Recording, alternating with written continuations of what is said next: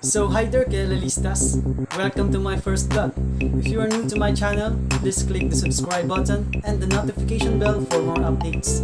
So I am Derek Dave Tigara, I am BS Cream 2 Alpha, and I am here to present you the history of criminal investigation here in the Philippines. So come and join me. Let's start it.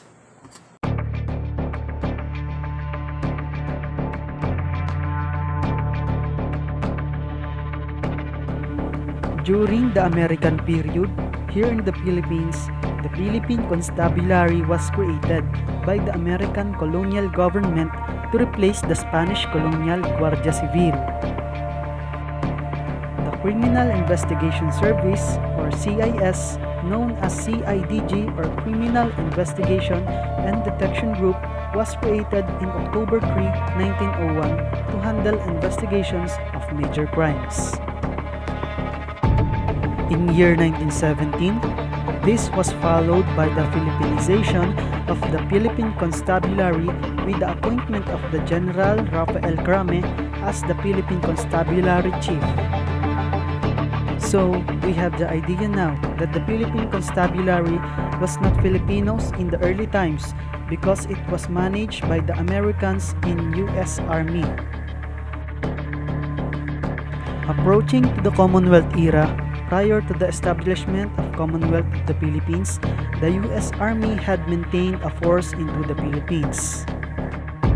In 1936, the Division of Investigation was created by the virtue of Commonwealth Act No. 181 that saw the inception of the National Bureau of Investigation in the Division of Investigation, and it was patterned after the U.S. Federal Bureau of Investigation. During Japanese occupation, DI was affiliated by the Bureau of Internal Revenue and Philippine Constabulary known as Bureau of Investigation. During World War II, the outbreak of war saw the Philippine Constabulary join the United States Army Forces in the Far East in defense of the Philippines against the Japanese invasion, since the Philippine Constabulary was part of the military organization.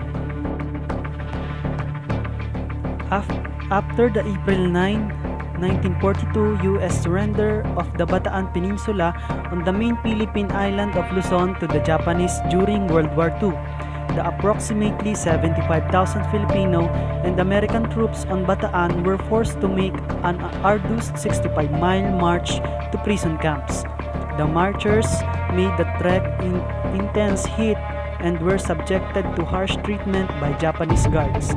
Thousands perished in what became known as the Bataan Death March.